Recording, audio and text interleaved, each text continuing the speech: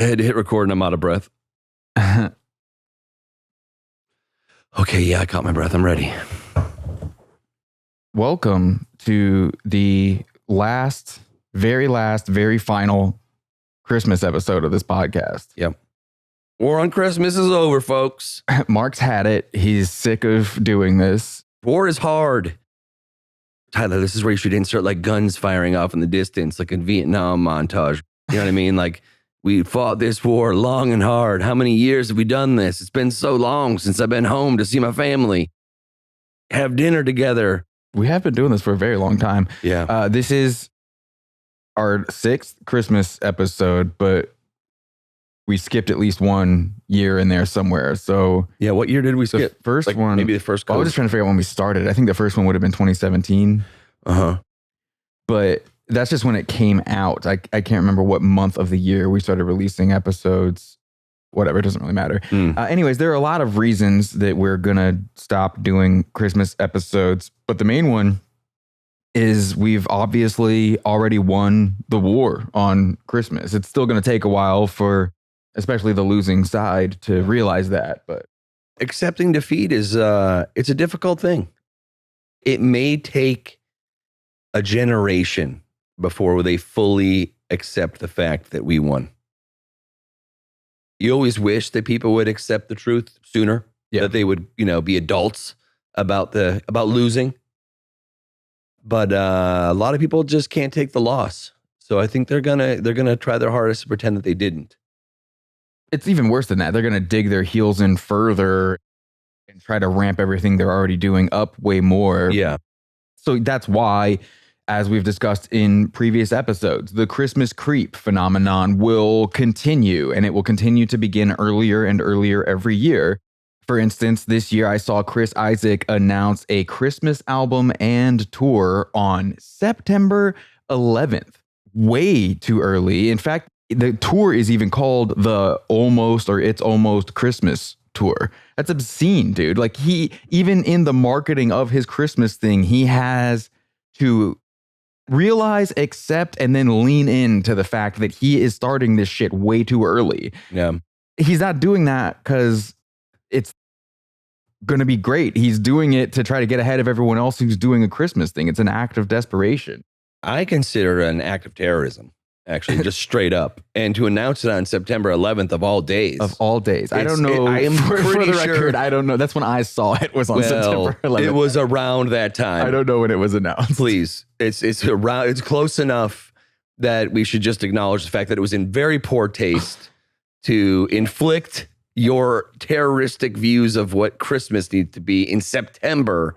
You are definitely going to get us auto-flagged by YouTube's fucking hate content algorithm. You just said terrorist like 25 times in 20 seconds. Listen, you put Christmas decorations up in September, talk about Christmas in any way, shape, or form in September, I consider you to be not a friend of the general public. That's fair. Good people around the country. While it is disappointing for Chris Isaak to be on the wrong side of history, it shouldn't come as much of a surprise because this Christmas album is the second one he's made. The first one came out in 2004. I can only assume his career must not be in great shape if he is dipping back into this well. How long has it been? 10 years? We can get away with another one, right? Yeah, that's... Dude, it's...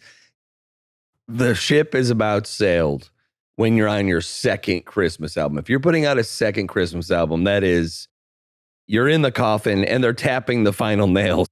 Here's what I want to know. It's over. Who are the psychopaths who would not buy a ticket to just go see Chris Isaak on a regular tour, but then did buy tickets? Obviously, more of them did buy tickets to see him do his Christmas tour 10 years ago, to the point where he is now doing another one. He's not like, let's go back and repeat the least successful gambit that I ever tried. Let's go back and repeat the shit that worked. This sucks. Everything sucks right now. I need to make some money. How do I do it? Let's go back to the last thing that worked the best.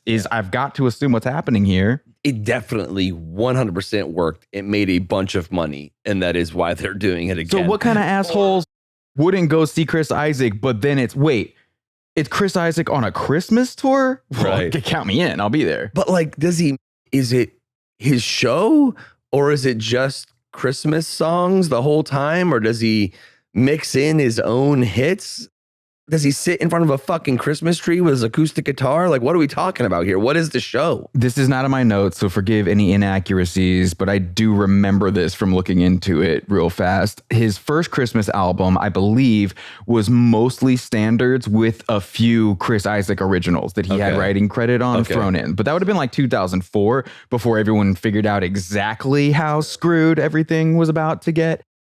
On this one, and this is a theme that is common to certainly the Justin Bieber episode and probably every single Christmas episode we've ever done, this exact theme would have come up. On this Christmas album, he recorded a few standards that he does not have songwriting credit on, and then most of the album Chris Isaak originals, or that he even has credit on. That is, I believe, the state of things, is that he is trying to shoehorn a bunch of composition credits onto a Christmas album. I just think it's a weird juxtaposition. Go, All I Want for Christmas or Jingle Bells. I'm trying to think of like what shitty Christmas songs he's going to cover. Winter Wonderland was on there. Well, Wicked Games. At what point does he play Wicked Game? Where does he fit that into the set is what I want to know. I can tell you where he fits it in, actually. I checked the venues on Chris Isaak's upcoming Almost Christmas tour, and things look pretty rough. The place he's playing in Nashville is called Brown County Music Center, and I've never even heard of... Oh, that is in Nashville, Indiana. My bad. There's not a date in Nashville, Tennessee on the upcoming Chris Isaak Christmas tour. Yeah. When you're playing ancillary markets, the reason why bands do that is because there's literally nothing else to do in these small people towns. Are buying tickets. Yes, of course, because what are you going to do on a Tuesday fucking night? You're going to go see Chris Isaak. In the grocery store, there's a little, like, where you go get your money orders area behind a desk. You can also probably buy concert tickets there. People go up and go, what's the tickets on this date? And just buy a ticket for whatever it is. Oh, is one thing happening tonight? Exactly. Let's go see that. Oh shit, there's something to do with a mildly famous musician. Let's fucking go. And it's Christmas themed. Even better. Betty, get your good shoes on. Jeez. The other thing about Christmas music, when you're talking about sales figures on Christmas music, you're almost definitely talking about physical units. If you've got enough of a ghost of a career hanging around to manage to put a Christmas album on the radar of gift buying grandparents, those are going to be physical sales. P-Pop's not wrapping an iTunes gift card. He's going to get you a CD. Yes, you're getting the physical thing. Faux show. So even if your Christmas album that you put out sells a fraction of whatever would have happened with like a regular hit song on streaming, you're still going to make way more money than Spotify is going to pay you. Yeah. Dude, that was just at Grimey's the other day. Shout out Grimey's, great record store in Nashville if you're into music. Gross. Great store, though. That's why it's called Grimey's, actually. It's super grimy. People are buying the new Taylor Swift album because I was like, of course, she like re-released. It's on vinyl, so everyone has to go buy it. I was like, there's two things that I kind of predict are going to happen. I think that the Mariah Carey song, All I Want for Christmas Is You, is going to actually hit the lowest point in probably the last decade this year. And so what will happen next year when we don't do this episode is she's going to re-record it.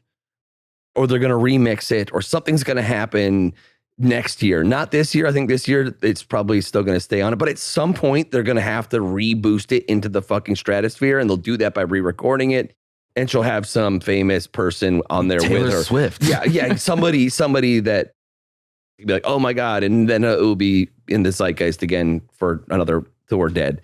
The only kryptonite to our success would be if Taylor Swift put out a Christmas album and it was on vinyl in the shape of a snowflake or something like that. At this point, really, she's the only person that could save Christmas. So I'm hoping that she doesn't. The power that she seems to hold is like what Mariah Carey's song was previously. Well, yeah, and it's also part of her backstory is growing up on a Christmas tree farm. So if the Christmas troops rally, she's certainly in the conversation about who will be the leader, who will be the general on that side. If that happens, that would probably be the only time we would probably have to do a follow-up episode If she gets back in the fight, it might be worth getting back in the fight. The helmets are going back on. Right now, we're just against Republicans, and it's not fun. Like, it's not a fair fight, and it's not fun. Against Republicans. The other thing that the losing side in this war is going to continue doing, at least for a while, is continue to make more new Christmas movies and specials. Last year, the estimate at the time we recorded last year's Christmas episode was there would be around 140 new Christmas movies or specials across all of the various TV channels and streaming services and everything. That kind of thing is going to continue to happen. There is a headline from Entertainment Weekly this October that reads, the headline is, quote, how to watch all 113 new Christmas movies this year. Jesus. That's just movies. So, I mean, I think if you add specials in, it's going to be the same or more as there was last year. This is still happening, but it's clearly coming from a place of corporate financial desperation. Sure. And the thing is none of these are different or interesting or unique. It's like always the same. It's more than the already generic rom-com. We all know the arc of a rom-com that comes out 20 times a year. Christmas stuff is even more generic. 120 stories, and if you were to analyze them, it would be like, oh shit, they're literally the exact same story. If you're making 140 of these things, they're all being made at approximately the same time. Like, everyone in LA isn't like coordinating their schedules to make sure that there's enough good actors around for these Christmas things. The quality of writer, cinematographer. This is like ChatGPT. You're going to get, man, they're going to open mics and casting these. There are people who accidentally ended up in one of these Christmas movies. Yeah. Like, they just went to Trader Joe's or some shit and then got the job. They were like, oh, you've never written a movie before? You've never been in a movie before? I have got a job for you. So there's no sane argument to be made that this is happening from a place of there just being that much demand. The market demands this much Christmas movies, and we're simply meeting that level of demand. Yeah, no way. I don't think there's a single person who physically could sit down and watch all 150 of the brand new Christmas movies. No. The only way that happens is if it's someone doing it in order to make a stupid cutesy YouTube video, like the kind you're all about to have to watch when the war on Christmas becomes a mainstream thing. From when this is being recorded until Christmas, there isn't even 100 days. We're less than 100 days even to Christmas. If you and I were to watch all of the movies, we would have to watch like 2 every day. Not even know if even then we would be able to get through it all. That's not possible. There aren't enough lonely, sad people in the world to watch all of these things. They don't make that much of this bullshit in order to meet demand from the market. They dump it on everyone to try to capture whatever they can of whatever market does still exist. They're not doing this because it's fucking printing money over there. They start advertising this Christmas bullshit earlier every year, not because that's when the customers are just ready for it. They want to see it. You know, they're ready to see it. It's because all of these assholes want to be the first one to get their Christmas shit in front of the fewer and fewer people every year who are going to fall for 1 or 2 Christmas things before they tap out. At this point, probably in October, people are going to be sick of Christmas stuff already. They're just fighting over the scraps. That's why they're dumping as much of it as they can into the world. If one of these things fucks around and becomes a meme, a hit meme for one day on the front page of Reddit, one of these movies is going to get watched by, you know, thousands, maybe millions of people. To them, that strategy is worth it. I randomly stumbled upon this movie on Netflix, and it is so funny. Ha ha ha. But then the same day, everyone finds out that Meghan Markle was in a really shitty made-for-TV Christmas movie like 15 years ago, and so they all go watch The Princess instead of your new thing, and you get fucked over. You're just screwed. If she really wasn't a Christmas movie, I don't know about it. I just used her as an example. I was like, damn, dude, you know some shit about Meghan Markle. Like, I didn't know. I had no idea. But this is the same short-sighted mentality all of these insects have about everything. Just take as much as you can while you can get it, even if your method of taking it is going to guarantee that no one gets to take anything in the future. It's the same attitude all these giant conglomerates have about global warming, man. Instead of recognizing that the way that they do business is actually going to destroy the planet, therefore their ability to do business, they just don't change anything and do as much business as they can until it's all over. They just don't give a fuck. Pre us taking this war to the masses. The war on Christmas, to be clear. The war on Christmas. YouTube AI reviewer. Yes. Pre us taking on this burden in this battle that we've been a part of, I would have thought that at some point down the road, 5 years, that Christmas was going to be 365 days a fucking year. We're preloading Christmas in February for next Christmas. That's where I figured we were headed. This year, because we've done such a good job at winning this battle, I have yet to hear a Christmas song. Wow. I haven't seen a Christmas tree. I've seen my neighbors threaten to put up their Christmas trees, to which I wouldn't threaten them back. It's not my thing. I didn't egg their house on Halloween. That was not I didn't you. leave a note in their mailbox that said, "Don't you dare." I didn't do that, but they didn't put them up yet. And so I think that's really a good inkling of how far we've moved the needle from 364 days of Christmas. Yeah, I think it's a reflection of how many more people are on the right side of this thing now. How many of us are willing to go stand in our yards, our front yards, at 12:01 a.m. on November 1st and let everyone know, like, you're not making this change right now. That's I'm out right. here. We're not doing it that early. Not today, Satan. Not today. Keep that tree away. According to a study from the UK, nearly 300,000 trees have to die just to supply the number of Christmas cards purchased in America every year. That's not the trees we're cutting down to hang up, the corpses that we're hanging up in our living rooms. This is the trees just turned into the paper for the Christmas cards. In the United States alone, 300,000 trees every year. Then there's the actual trees themselves. 8 million cut down every year just in the UK for us to hang their corpses in our living rooms.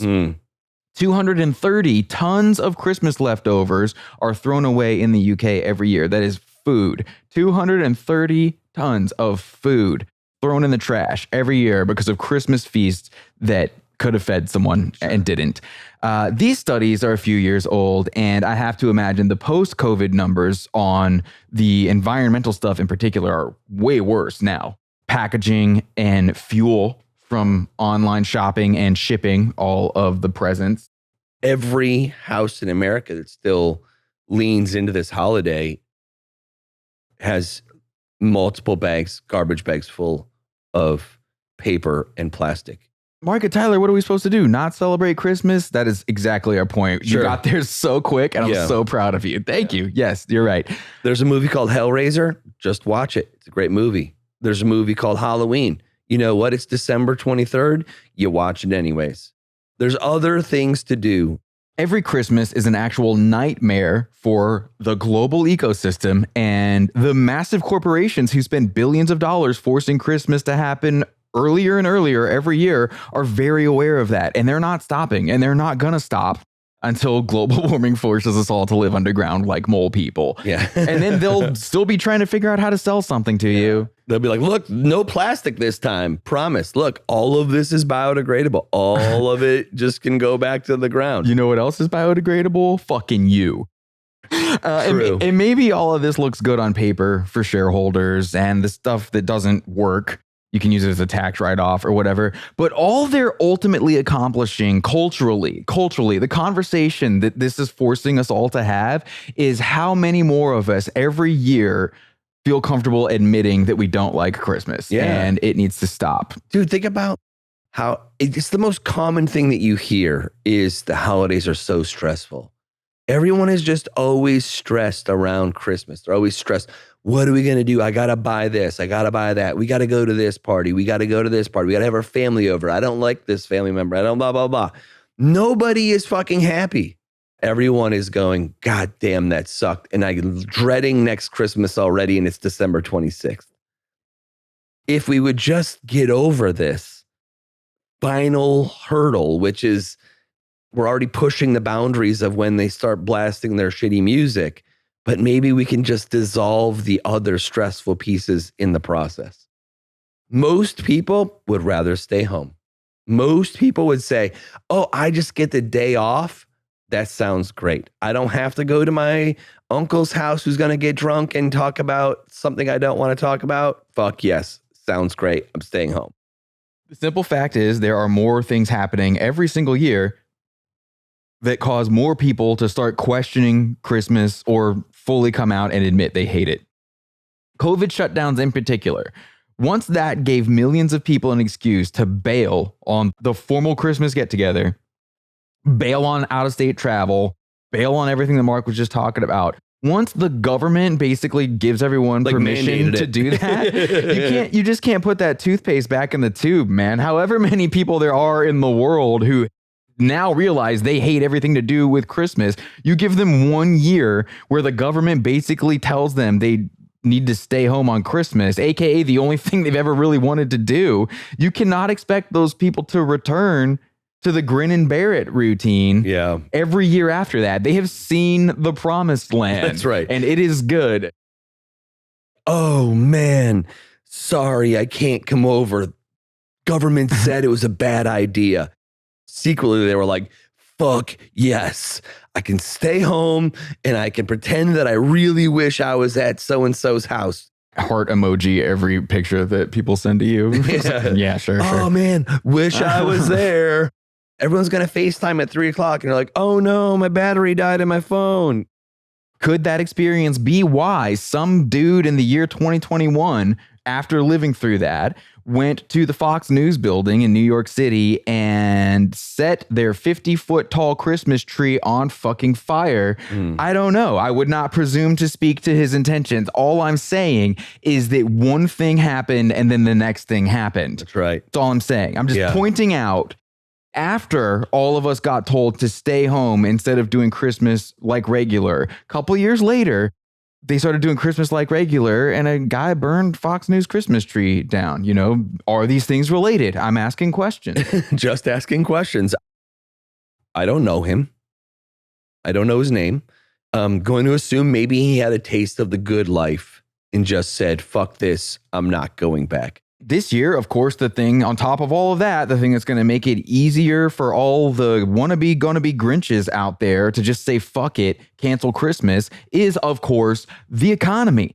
AI technology is already replacing. You thought I was going to say the war? No Americans actually give a fuck about this war. Like it affects none of you. They're like, which one? This is just another thing for all of you to argue about. It's the fucking economy. AI tech is already replacing a ton of human workers. It's more every month. It shows no signs of slowing down. If you don't know someone who's lost their job to AI, wait. Give it 6 months, if that. Matter of time. Including Santa Claus. At some point, AI it'll Santa, be robot Santa. Santa bots. Santa chatbot. Yep. That's right. God damn, it's coming. It's probably already here. It probably already exists. I don't want to give him any more ideas. No, seriously. Corporations are still raising prices on their products for no other reason than they can. The cost of a Christmas tree went up an average of 10% across this nation in 2022. And guess how much it went up by this year? 10%, another 10%. They're going to keep doing this. They are for sure going to keep. It's not like they're selling out of Christmas trees every year. This isn't about market demand. It's just fucking price gouging. It's just extortion.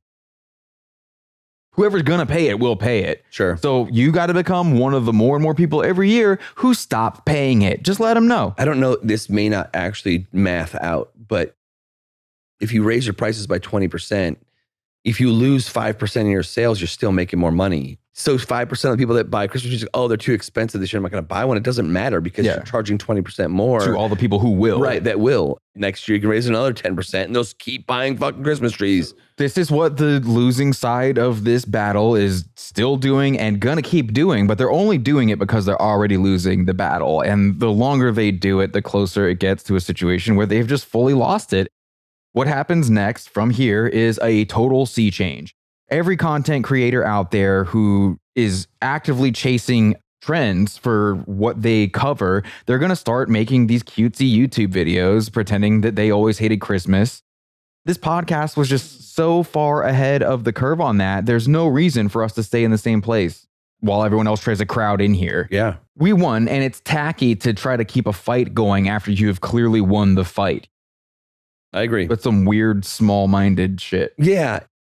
I think there's something to knowing when you won and when to walk away in that. Because you just realize they're just going to keep going and they'll slowly die off, which is better than stomping them into the actual ground. And then people are like, oh, you took it too far. Show some mercy. And then, you show some mercy. And it's like, oh, okay, look, they're nice about it. You go too far with it, and then people be like, no, they were wrong. Christmas is great. And then there's a big resurgence. We are knowing when to say when.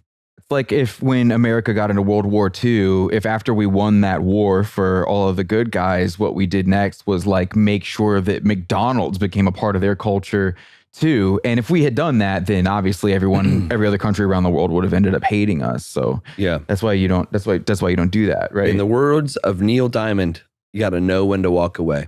I thought that this year it would be good to go back and dig into the specifics on something that has been a recurring theme year to year, which is how much of what we think of as modern Christmas traditions are really just some shit we stole from pagans. Sure. Well, I mean, there is that one verse in the Bible where it talks about where the wise man gave Jesus a Christmas tree. I remember that. So the Christmas tree itself probably was, a Christian thing. I thought it gave him a Game Boy. That was like a later interpretation. Or just explain to him that a Game Boy was going to happen someday. Right. Like, look, your life is about to suck, but it's going to make it all worth it, man. Someday they're going to have video games in their hands and it's going to be fucking great. One of the things that has always sucked about Christmas is that it doesn't make any sense. Nothing about any of this makes any sense. The reasons that we say we're doing this stuff do not equal the stuff that we're actually doing. Nothing about this makes sense. I believe in the third episode is when this really came up. For several hundreds of years prior to the entire Christianity takeover thing, Roman society was fucking excellent at throwing massive parties. One of the biggest parties the Romans threw every year lasted like a week in December, and it was called Saturnalia. The specific tone of Saturnalia was basically fuck all of the regular rules of society. The fact that we're even alive right now is pretty awesome, especially considering we live in a society where, everyone's walking around with swords and you can just get stabbed whenever. At any time. Pretty remarkable that we have lived through that for this long and are alive to experience any of this. So let's get wasted for days and just have as much fun as we can have. You might think, okay, well, sure, but didn't all of the rich Romans, the wealthy Romans, didn't they act like that all the time? Yeah, basically. But the unusual thing about Saturnalia, this party was not exclusively for rich people. One of the things the Romans thought it was fun to do during Saturnalia was reverse roles and have all of the masters serve a feast to the slaves. Things like that. It was also common for everyone to pick one person, only one person, and give them a very small gift, like a wreath or something that you probably made yourself, not went and bought for them. And that's nice. That's a nice thing to do. Why? What sucks about traditions is if you go through history, there's so many like things that people used to do and we no longer do. Why did this one die and Christmas live on? A week of partying and nobody works when everyone just hangs out and parties. Your boss is making sure you're having a good time. Yeah, like everyone's just having a great time for a full week where everyone's just expected to like eat food and hang out and maybe give somebody something that you made specifically for them. Why didn't that tradition live on? That sounds great. That sounds like super fun and not stressful. It seems like a party. This is the tradition that should have won. This is not the tradition that won, but it should have won. One of the reasons that Saturnalia, this December party, was such a huge deal for Romans is that it was also in part a celebration of the time of year around what we would now call the winter solstice, which nearly every agricultural society to ever exist in the northern hemisphere has celebrated the coming and going of for thousands of years prior to Christianity. it kind of makes sense that they would celebrate this because they were agricultural societies who they may not have understood everything, but they at least understood the fact that the seasons of the year exist, what that means for farming. The religions that they then came up with based on that perspective of the world were what you would basically call a fertility cult, one kind of fertility cult or another. This is what Saturnalia was all about. This is what all these winter solstice celebrations were all about. The continuation of life after winter, because after winter comes spring. It is a celebration of the cyclical nature of existence. That's why pagans hung up evergreen plants to celebrate the winter solstice. These traditions should all sound somewhat familiar. Some version of these traditions is what we are all still fucking doing. And it's what people were doing for thousands of years prior. They cherry picked some things, but they cherry picked all the wrong things. We wouldn't even have this episode if Christmas was, hey guys, it's Christmas. Woo, everyone gets the week off. We're getting fucked up this week. We would be like, hell yeah, it's Christmas. Let's go, you know? Now you don't need all of the agricultural reasons to celebrate. Yeah, that's like not really a thing for a majority of people. But the people who started celebrating this were celebrating the fact that the shortest days of the year were happening and about to be over, at which point the days would get longer, which makes it possible to plant and harvest crops because there's more of the sun, aka the giant fucking ball of fire in the sky that brings daytime back every morning, which is pretty high on the list of things that it makes actual sense to worship. If you're going to worship something, that shit makes a lot of sense. Well, it is quite literally what gives you life. It's there. It's there. You can see it every day. Without it, you die. Yeah, and you can't explain it. So that's true. It's pretty much pretty high on the list of things that it makes sense to worship if you're going to worship something. And if there's not a guy with an army who says he will murder you if you keep worshiping the sun. It makes sense to worship a giant ball of fire in the sky. It only stands to reason it would make sense to worship a smaller fire down here on Earth. And that is one of the things that Vikings were doing the entire time they celebrated their winter solstice. Their winter solstice party was called Yule, which is where they would burn a special Yule log for good luck or whatever. So if you've ever wondered what the fuck a Yule log is, because it's in so many Christmas songs, that's it. Most people don't know what the fuck it is. Burning the Yule log is pagan as shit. The dude who lit the Fox News Christmas tree on fire was more conservative than anyone who's ever said a word on Fox News. He was celebrating the winter holiday in the most traditional way possible, lighting a fucking tree on fire. Yeah, he was burning the log. It just happened to be in front of Fox News building. Some of these traditions are great. The reason why we can't have nice things is because about 300 years after Jesus died, once the rulers of all these pagan areas decided it was important for everyone to become a Christian, they just renamed all of the best pagan parties and started acting as if these centuries-old traditions somehow, this is all Christian stuff now. Yeah, this is mine now. This is mine now. Again, they cherry picked, but they took the worst shit.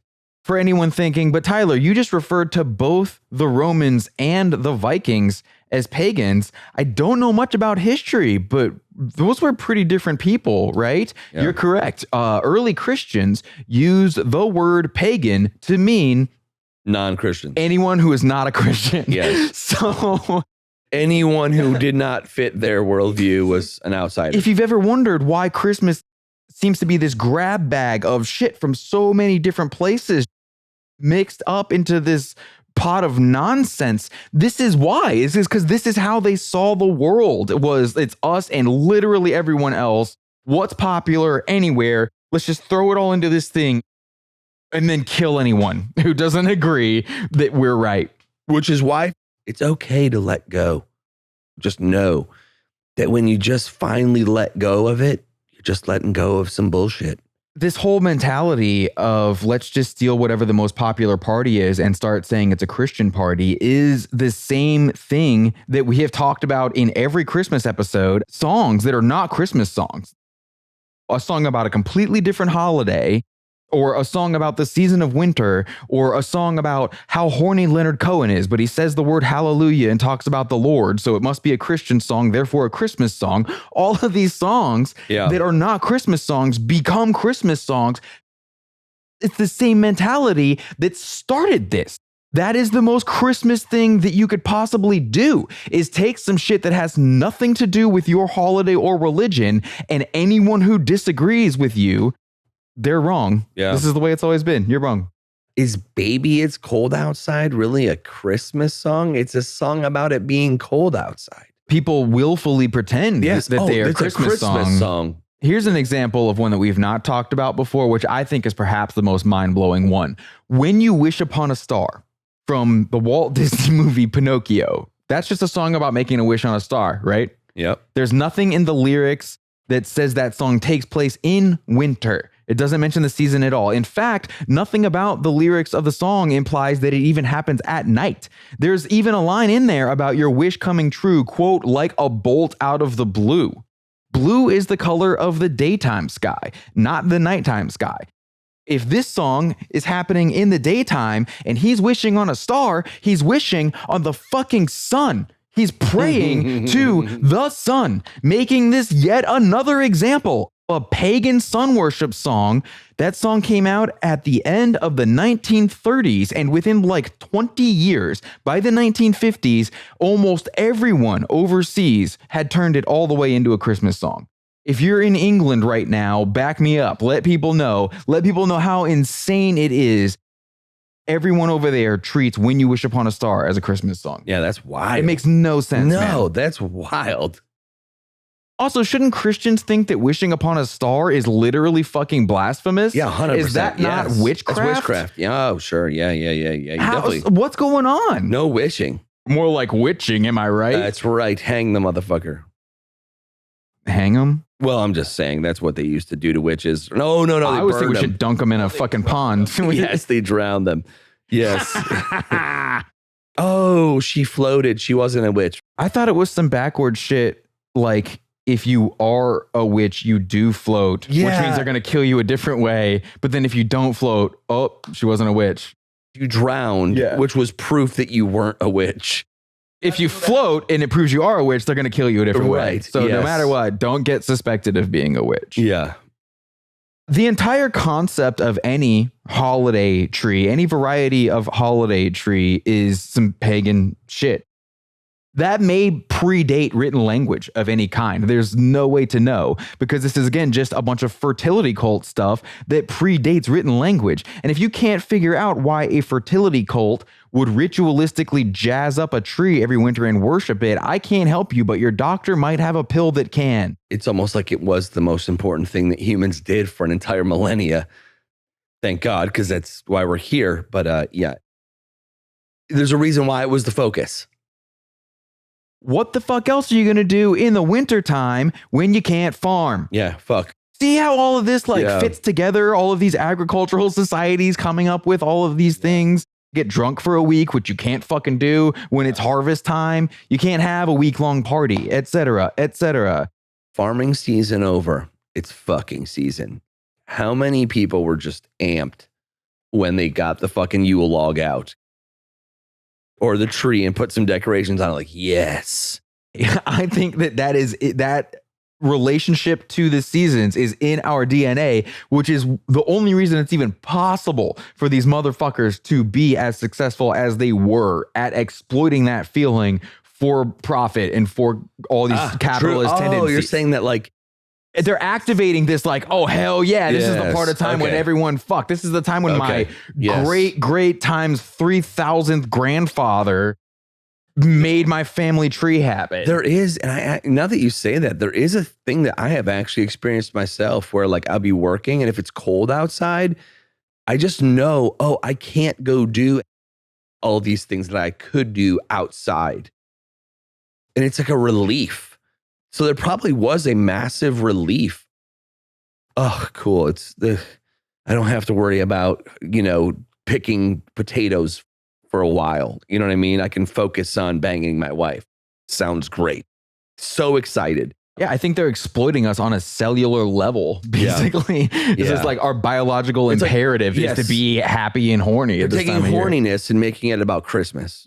Horniness and winter always went hand in hand, and they are exploiting that for the means of the capitalist Christmas. But this is also why so many Christmas songs or songs that were written to be winter songs and we now think of them as Christmas songs are so fucking horny. Do you think it is a coincidence how many modern quote unquote Christmas songs are about being horny under a tree?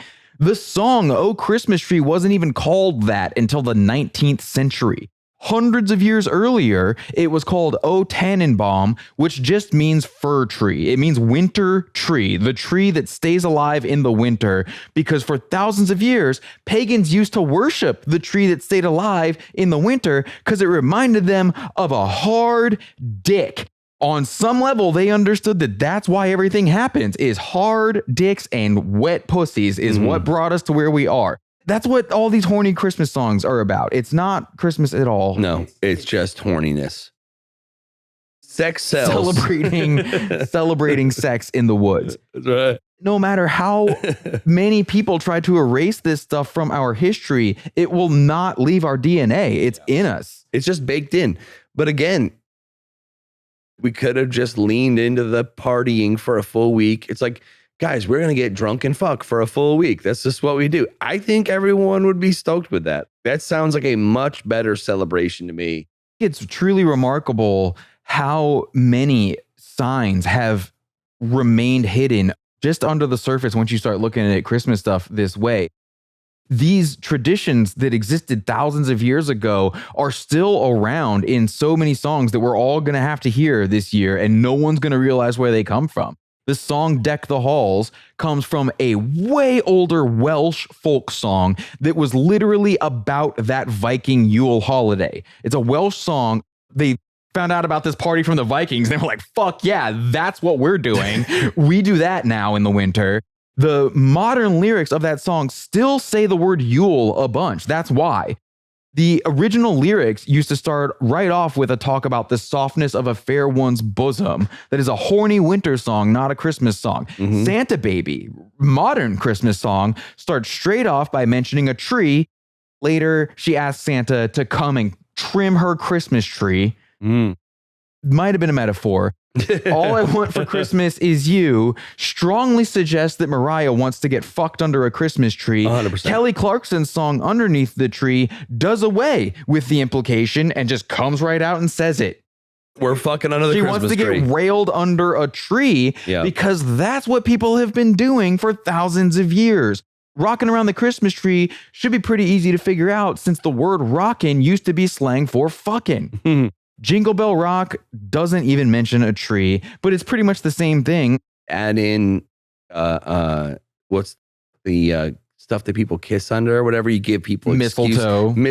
We've talked about that in the past. That's like a fertility ritual. Yeah, it's excuses to start making out, and making out leads to more. That mistletoe tradition, I remember that being pretty fucked up. I don't remember the specifics of it. If you're a new listener and this is the first Christmas episode that you've listened to, you should go back and listen to all of our episodes, but definitely go back and listen to all the Christmas episodes, especially if you want to put together your murder board of why we need to end this holiday. Pretty sure we went deep on the mistletoe tradition one year, and there was a lot of stuff there that no one ever thinks about. Another thing that we've talked about a lot is how much money the composers of the, what would you even call it, Christmas song pantheon, how much money that they will always make off of these songs until the copyrights expire on them. I was going to say until it's in the public domain. That's terrible. The song Jingle Bell Rock, as stupid as those lyrics are, and they really are stupid, according to the singer of the song, Bobby Helms, and the guitar player on the recording session, Hank Garland, the original lyrics were even worse. They were so bad that those two guys rewrote the lyrics entirely and never got credit for it. Can you imagine thinking that you're just recording some Christmas album bullshit filler that you don't even care if you get credited on? Then it becomes one of the most played songs in history and you don't get credit, therefore you don't get paid. That would, I mean, that has to like haunt these guys' families Jesus. Still. God, yes. That's something to be stressed about at Christmas time.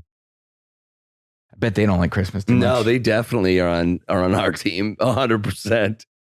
Just generational wealth for many generations. Just a few extra 100,000 square feet you could have had on your home. No biggie. No big deal. No biggie. We do have a final surprise for everyone. A while back in a couple outros on a couple episodes, I asked listeners to send voice messages in. All I told everyone was that we would make an episode where we play some of those messages and respond to them. What I didn't say is we were going to do that on our Christmas episode right now. I just didn't want all of the messages to be about Christmas stuff. Seemed like that would be real depressing, probably make everyone think about some depressing shit earlier than Chris Isaak's second Christmas album tour was going to make them think about it. I just wanted to see the kind of messages people would send in if they were just told they had the option to do it. And before we get started, I should point out, I did recommend anyone not super comfortable with public speaking or anything like that may want to write down their message to record it instead of just winging it and stressing themselves out. I think some of the people that you're going to hear and wonder if they're wasted. Did some of you send us drunk messages? Some of them that you're going to hear, it's probably just reading their message into a phone. Also, I don't know how successful my attempts are going to be. I'm going to try to clean up the audio on all of these, but a few of them are pretty glitchy and I may not be able to fix them. The thing actually real quick that I do like about these is like we get basically emails that say the same thing, but this is like in the people's voices to where you can hear tone of voice too. Or email that just says like, fuck you, I hate you, die in a fire. I don't know if they're joking. Yeah, they might like us. Somebody might like us. They might be like laughing the whole time they're saying it in their head. But, you know, so the voicemail thing is kind of cool. It's a little different. So do you want me to just play these in order? Yeah, do start at one. Do you want me to read the name of what you named it? No. Okay. Please don't do that. Hey guys, love what you do. Curious as to what band it is that either of you can't stand that the other one loves. Like, what band do I like that you don't like? I bet I have more bands that I like that you hate than the other way around. There's not too many bands I hate. There's definitely lots of music I don't like. I listen to jazz, so like straight up. 100%. Anything jazz is like a hard pass. I don't care what it is.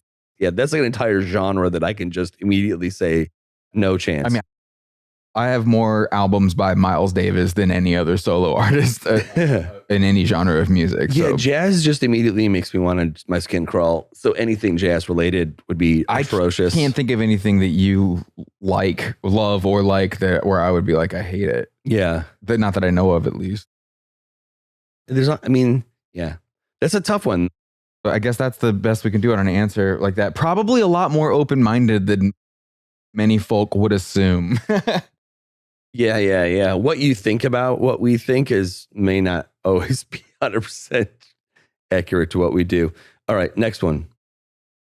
It's embarrassing you actually don't like anything. It's embarrassing you criticize everything. It's embarrassing that you built a whole platform on not liking things instead of liking things. Give some fucking praise. I don't know what the general tone is of your fucking podcast, but it's shit. It's fucking shit. You should be ashamed. Fucking praise whoever's making beautiful art. That's what the world should be like, and you shouldn't be in existence whatsoever.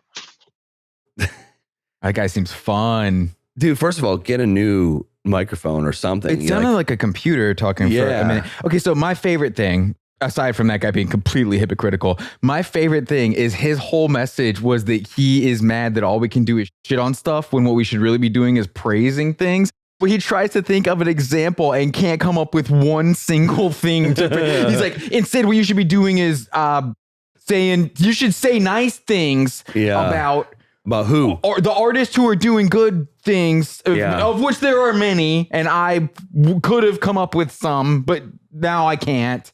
Okay, dude, nailed it. Good job. Thank you. Also, this is arguably our art. We write this stuff. We come up with this. Our expression to the world is this podcast. So shouldn't he be, by his ideal, actually singing our praises to our art? He's not what we're saying. He is not consistent in his worldview, to say the least. He said that we shouldn't exist. That's like, We shouldn't exist. obviously we're not doing what he thinks we're doing, but even if we were doing the thing that he believes, just hating on music that we don't like, that's what this show is. We just hate on music that we don't like. He thinks that should be worth the death penalty, while him hating on a podcast he doesn't like is a righteous position, I assume. We shouldn't exist because we don't like some of what I assume would be his favorite music. Well, and I also, what you said, so this is an email that we've gotten a million times, but that's the first time that I've ever heard a recording of someone saying it and the tone of voice he's saying it with. It's great because it demonstrates how those who take a surface level look at this show and decide they know what it is have a tendency of outing themselves as actually being the people who really are in a negative headspace and really are just looking for things to hate without taking the time to find out if it even is the thing that they want to hate. That's pretty great. I mean, thanks for taking the time for sending that message. All right, next one. Hi, Mark and Tyler. I was listening to Guns N' Roses at the gym. Thanks, guys. I think she's my favorite. That is possibly, it sounded like maybe she was still in the gym. It sounded like she might have been in the bathroom stall a little, actually, when she recorded that, which I'm hoping that she was. Thank you for letting us know. She was listening to the Guns N' Roses at the gym. Can you play that again? Yeah. Here, play it again here. Hi, Mark and Tyler. I was listening to Guns N' Roses at the gym. Thanks, guys. That's great. I love that. So the first time I thought that she was going to say some more. So I was listening and waiting, but I just, nope, that's it. That's kind of a great message, though. Just kind of straight and to the point. Shout out to her that she was at the gym. That's just a great message. Like a feel good. It's a feel gooder. I hope more of these are like that. All right, next one. So when does Mark release his first single? I guess that's because of how often we sing on here. But that was just you specifically. Yeah. I would love to know what that was in reference to. What was the song I was singing? I do feel like our singing is underappreciated aspect of the show. Yeah. I think a lot of people like our singing a lot more than the haters would assume. I think the haters just realize we're probably singing better than their favorite band was singing the same exact stuff. Gotta be frustrating. That's what I like to think. Oh shit, he sounds better than the fucking guy. Just see red. All right, next. Hey, what's up, Brad Dorff and Mark Hoppus? Just want to say thank you for this amazing podcast. I think it's stupid that a lot of people get offended for this podcast. I feel like if you're a true fan of these bands, you'd be able to take the shit that they throw. Like they repeated, there's no perfect band. I love a lot of these bands that they cover, and I laugh my ass off. I think people should grow up here. Thank you so much for this free podcast, and go fuck yourself. That's great. That guy sounds like what I imagine the best fan that we could have. Yeah. This is after listening to, I like to think that he's listened to at least 20 episodes of our podcast and is like, oh, I get it.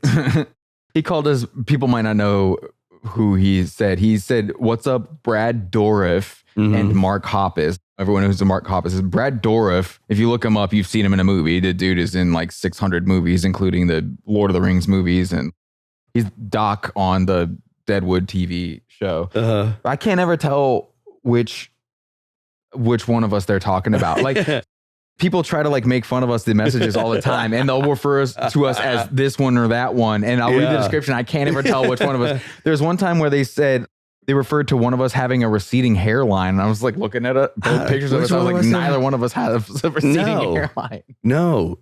I guess if you think that we're 25, which some people do, which I guess thank you for looking at us and believing for some reason that we're Gen Zers or something like that. thanks, I guess. But I do like that dude cracked himself up when he said it though. He goes, he goes, "What's up, Brad Dorff and Mark Hoppus?" And laughed. Just killing himself. Killer sign off. Fuck you. Thank you. That's fantastic. That is a great message. Great message. This podcast sucks, and I don't like either of you very much, and I can't wait for it to come back. Oh, That was kind of sweet. That must have been when we were on a break. oh, true. Yeah, maybe we were taking some time off. Oh wait, we have another one from that same person. This is it? Emily. Yeah, that Emily person's name was again. Emily. She left Yeah. us more than one. The biggest Pearl Jam fan I've ever met was a guy who sent me a bunch of bootlegs and wrote a song about me that I never got to hear. And then I found out he was lying about being married. Oh, oh, jeez. That's insane. Holy shit. First of all, he sent you a bunch of bootlegs. God damn.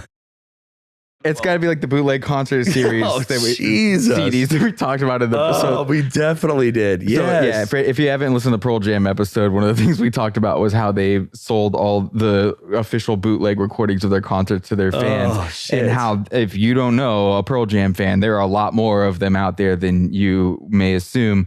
And they have a lot of these bootleg recordings. She said, the end of that was she said that she found out the guy was lying to her about being married, but she didn't say how. There are multiple ways that you could lie about being married. Was he, probably most people would assume that he was lying about not being married. Yeah. Like, I'm not married. That's why I'm spending so much time trying to mac on you with my original songs that I wrote about you. Also, she never got to hear the song. I wish she got to hear the song because then she could have Googled the lyrics to find out which song the dude fucking plagiarized to say he wrote a song about her, which is almost certainly what happened. Or was he not married, but pretending to be like an unhappily married man? Because she said he was lying to me about being married. Yeah. She didn't say lying to me about not being married. So was he pretending to be like unhappily married, and that was his move to try to mac on her with Pearl Jam bootlegs? I would also just quickly to point out that like typically when men are pursuing a woman, they trying to impress them with something like, you know, literally like apes being like, look, I pick you apple. This is it. Like, this is the crown jewel of this guy's life is I have all these Pearl Jam bootlegs as like a offering to her of like, look how fucking cool I am. Yeah. Dodged a bullet. I feel confident in asserting that will not appeal to Emily's pagan winter solstice DNA. I don't think you're going to light any Yule logs on fire with that move, buddy. It's already bad enough with the classic, I made you a mixtape, but imagine it's like, oh no, I didn't make you a mixtape. Here's all these sweet Pearl Jam bootlegs. Did you ever want to hear Pearl Jam songs sound even worse? Yeah, these are all on actual tape. Oh my God. What girl was like, oh God, I can't wait to fuck this guy after getting that? I'm glad that didn't work out for that No dude. shit. Ladies, red flag. If he's sending you bootlegs of any band, let alone Pearl Jam or Fish or God forbid Fish, Jesus. Yeah, literally any That's like bootlegs. that is a red bomb going off. You need to run away. We have a message from Alexandra. So a while back in your Queen episode, y'all compared Queen concerts to a Nazi rally, which is pretty fucking cringe to say. But aside from the point, I think it's more comparable to like a kindergarten classroom. You know, like Freddie's in front of all like the little kindergartners and he's being like, repeat after me, children. Ew, ew, ew, ew. And that, children, is how we pronounce avocado. What? Yikes. That comment really upset a lot of people. Nazi rally thing. Hey. People were so upset about that. They wouldn't have been mad if it was absurd. If it was an absurd nonsense thing. If I said, I heard that Freddie Mercury liked to have sex with lobster shells after going to lobster night at the local buffet, no one would get mad about that because it's absurd. If we compared all Queens fans to kindergartners who were just singing along, people would get pissed about that too. I don't want to play it again in the episode, but I would encourage people to go back and listen to that again. They said the crickets in the background really is also a highlight. Aside from the point, here's the thing that we get a lot that I doubt most people would assume happens. We get a lot of people who like are trying to do what we do. Basically, their audition to host this show is what that felt like. Sure. Well, you're fired. If you're going to say someone's joke sucks and then try to tell a better joke, you might want to make sure you have an actual joke in the chamber. That avocado punchline. No, I know. Actually, I liked the kindergartner part, like leading a bunch of kids. That part was great. The punchline sucked. I think we made that joke in the episode too, though. The Nazi rally thing obviously wasn't the whole joke. No. It obviously wasn't the whole episode. Yeah. I think we made the like kindergarten class set up in that episode too. I would have to go back and listen to it. I think they just added the avocado line. The avocado part was a piss poor ending. The anger that you induce is mind-numbing. Is that Jim Gaffigan? I scroll through all the bands that you list, and I say, okay, I agree. How the hell do they not like this band? See, you win. You win, because as I start getting all sassy and like a bitchy little diva, I realize that you have pulled me in, and I listen to the episode and I get even angrier, and I'm debating a recording. So I would like to say, the hell with you guys, but congratulations, you pieces of dog dirt. Okay? Bye. I can't. I actually can't. That is the best one. I can't tell how serious he is. I can't tell. I'm crying. That's so funny. I can't tell if he's like actually mad or not. It's so like, good though. He's mad because he's like when he said he was debating an audio recording. I was like, that is funny, because I just imagine so many people listening to this arguing, yelling at us through their stereos. So I should point out, I did ask people to send us in messages, but this feature has been available to listeners ever since we switched to Anchor like 3 years ago. Long time at this ago, point. Yeah. So when we go in to listen to these messages, there's not a date on any of them. So I have no idea when these were sent in. That dude may not be responding to my request. Sure. That could have just been one person who like scrolled our episodes and sent that message in. I don't know when that came in. That could be new, could be old. He could be so serious. Yeah. Or he could have just been joking. That dude's got a good voice for radio stuff, though. I was like, that was actually my first thought. If someone knows that guy, if that guy actually does hate us and you know him based on his voice, let him know. Yeah. Tell him to start a podcast. Hey, from one Tyler to another, you fuck me up so bad. I cannot stop listening to Limp Bizkit. Yeah.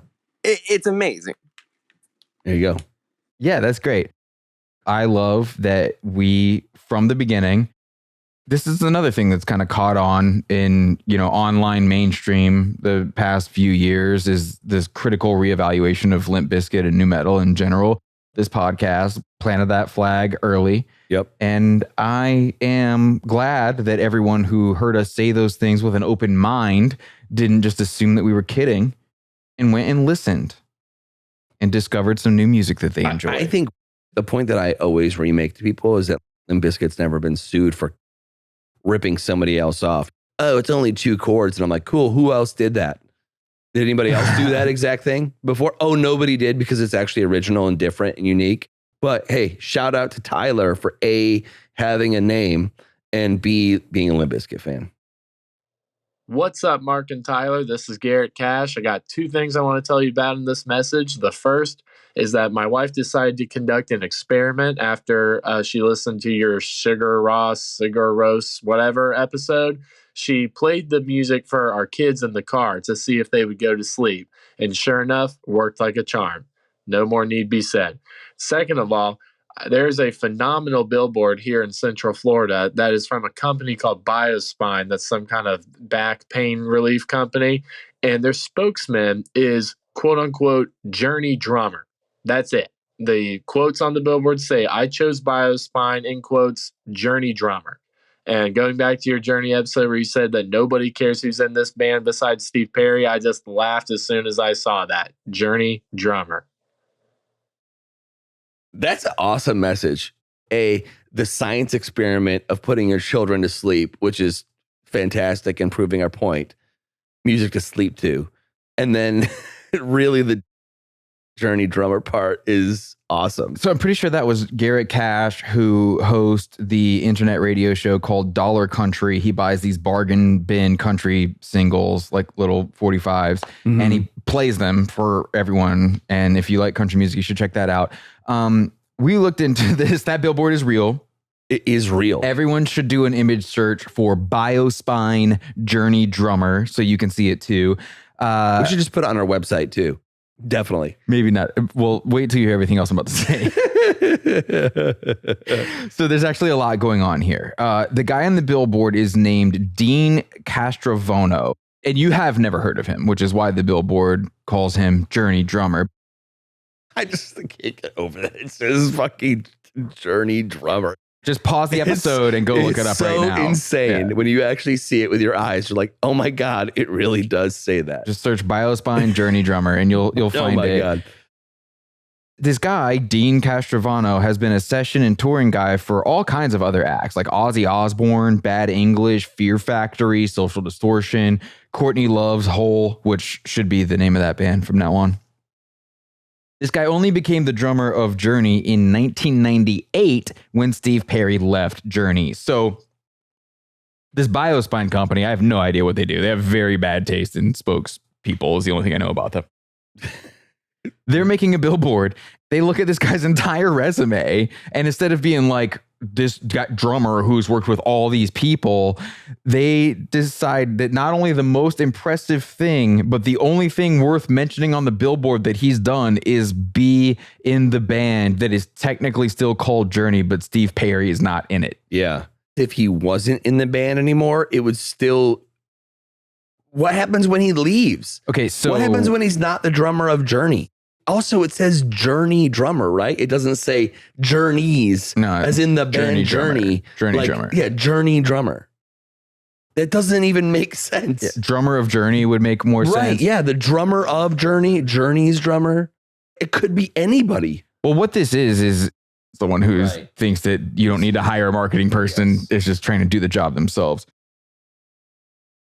There was a period of time when that guy was not in Journey, and I would assume it's one of the reasons why they don't just use his name, which is that if you search his name, you're going to find out about the time that he was arrested for brutally assaulting a woman in the year 2015 and got kicked out of Journey and then got convicted on only like 6 of the 15 charges. So then a few years later, they let him be back in Journey again. So, oof. Yeah. Florida, what the fuck? Seriously. Just wanted to say that I found all the free Marvelous 3 studio albums on Spotify, so fuck you. Anyway, thanks for the episode. Thanks for the podcast. You guys are cool. You guys are cool. What did he find in the Marvelous 3 albums? I'm glad he found those albums by Marvelous 3. I don't remember what episode that was in. I do remember going to look up Marvelous 3 and them not being on Spotify. So they definitely were not on Spotify whenever we made that episode that I said that in. Yeah. That's cool that Marvelous 3 got added to Spotify. And I'm also glad that a response that people have to this podcast is to go listen to the music that we talk about. That's a really cool thing. I know for a fact a lot of people who work at Spotify do listen to the show, so I wouldn't be surprised if one of them heard that and then we better went and made it happen. Somebody email Bushwalker and ask him why his music's not on here. Bro, I come up on your shit and you're like, and I'm like, okay, I'm gonna give you a chance to say something. And the first thing you say is they're sexless. I'm like, okay, this is your kicker, bro. This is your kicker. This is what you're coming up with first. That just tells me you ain't got nothing else to say the rest of your fucking minutes, if that's the best you can come up with me with. Anyways, make an episode about how your podcast sucks. Yo, that sounded like every drunk college girl in every video you've ever seen of a drunk college girl in a fight at a bar, in an argument at a bar. motor mouth not what- making any kind of sense. What was she talking about? Okay, that has to be the Talking Heads episode because I may not remember everything I say in every episode, but I usually remember the avenue that we take in. Yeah. And I remember saying that was like the most sexless band in history, which is true. Yeah. For sure. Yeah. But I don't know what that person meant by kicker. They kept saying that's your kicker, over and that was what we were emphasizing or something. Do you like think that? they meant like kick off like a football game? Like that's the start? I don't know. Yeah. Thing is, we've mentioned a handful of bands are music to not fuck to. Which is a solid joke every single time. And also the truth. It's true. Every single time. So far, I'm pretty happy about the type of person who seems to dislike our show the most. The people who have had the strongest negative reactions seem to be deeply unlikable. Yeah. I'm glad that person doesn't like our show. That was all you had to say was that. It also definitely wasn't.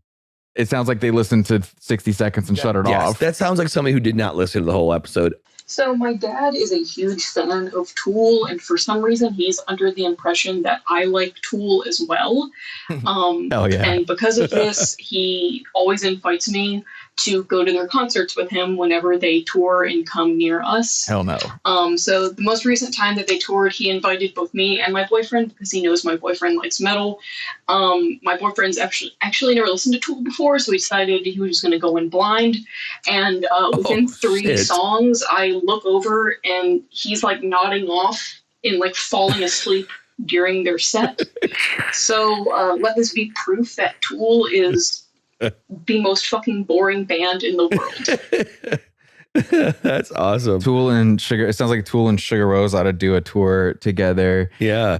This is a very funny story. I will say, I do think that we should be supporting older, I assume white dudes having interests that don't involve like hurting someone else. Yeah. So shout out for that dude for like having music and concerts as an interest. It does suck that he doesn't seem aware that nobody wants to go to the Tool concert with him. Also, but he could find someone who does want to go to the Tool concert with him. It's weird because I appreciate like wanting to take, I'm assuming, your daughter to this show with her boyfriend. That's a relatively expensive night out.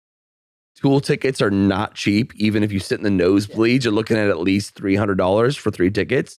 He can find a show that his daughter and her boyfriend want to go to. I like to think that someday when my kids are old enough to go to a concert that I would be like, do you like band X before I spend $300 on tickets? Oh, you don't? Oh, then I am going to go ahead and not invite you to come to the show, you know? I think a really good rule of thumb is if you're talking about family, it's not just like your friend group, but family, the youngest person picks what show you're going to go see. If they're over 13 years old, they get to pick what show. If you want them to have a good time, otherwise they're just not going to have a good time. This is true for all fans of all music, for sure. On a spectrum, though, and Tool fans are extremely this way, which is everyone would like Tool if they only listened to X song from Tool. They genuinely believe wholeheartedly that Tool is the greatest band or one of the greatest bands to ever live. And if you don't like Tool, it's only because you haven't listened to this song yet. My guess is actually if she said, I don't like Tool and my boyfriend doesn't either, he would say, oh, you just haven't seen them yet, or you haven't heard this song yet. Then you would like it. So he probably still would have bought the tickets no matter what they said, is my guess. Hi guys. In your Christmas episodes, you criticise the use of sleigh bells, and even though it's not a Christmas song, is the only acceptable use so far in the song I Want to Be Your Dog by the Stooges. Let me know what you think. Great podcast. All right. I'm sure this has come up somewhere on the podcast before. If not, I'll say if I just randomly think of a bit for a band, like if a band I'm listening to and I have an idea for something to say, if we ever do an episode on them, if it's a band that I'm reasonably sure we will do an episode on them, I'll just go ahead and make a note for that band, get it started and put the bit in there. I do already have a bit for the Inevitable Stooges episode.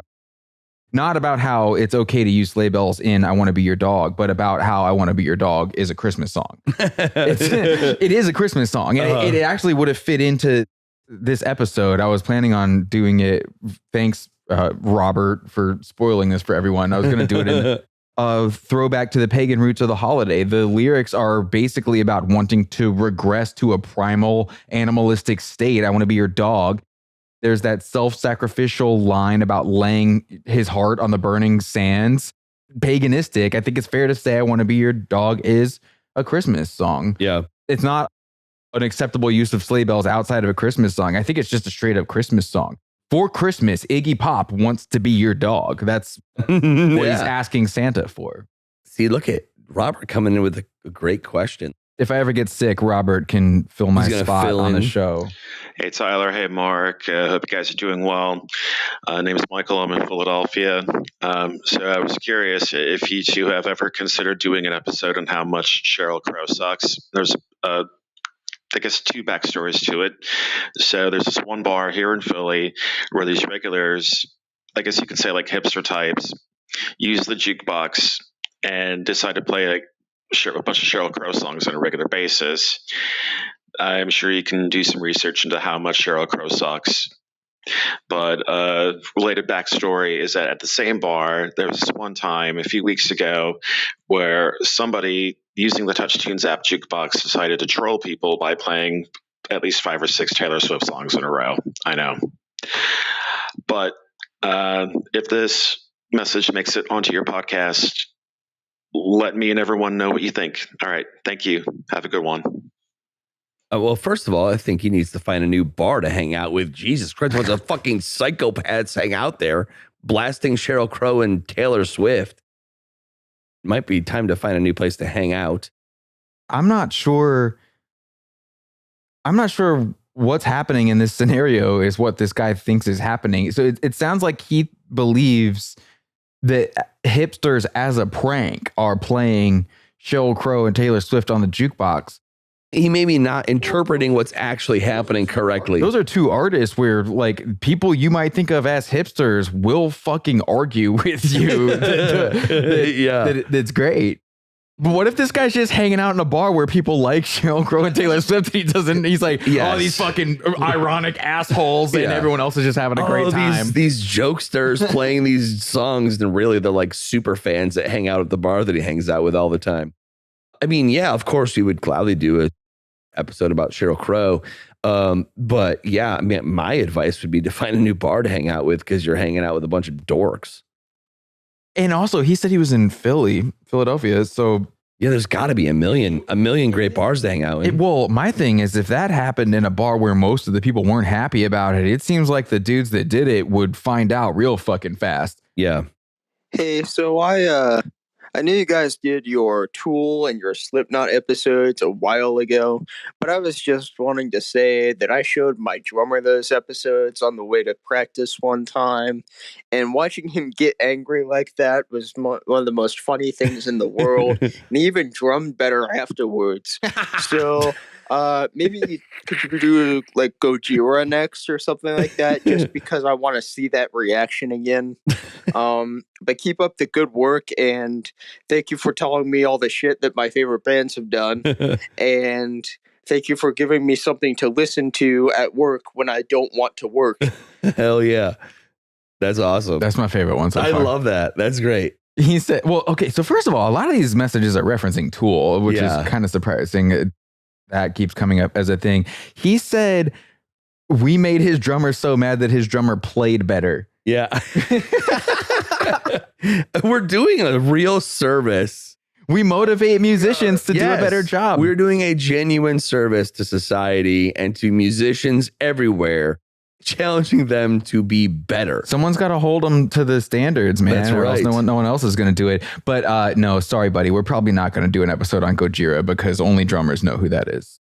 You could tell your drummer I said that. Yeah, that dude's probably taller than me and he's French, so I'm not trying to pick a fight with Gojira. Maybe if more than 30 people gave a shit.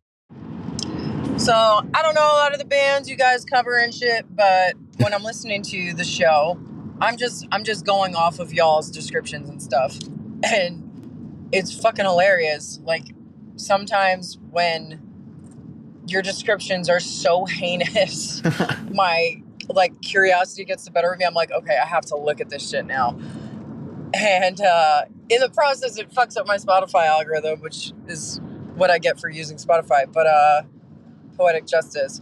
So when y'all did the Sigur Rós episode, the way Tyler was mimicking the vocals of that band, when I finally looked it up and heard that it was exactly what Tyler was doing, like he wasn't even exaggerating, I was losing my shit. It was so fucking funny. Definitely worth it. So thanks for that, Tyler and Mark. You guys are the best.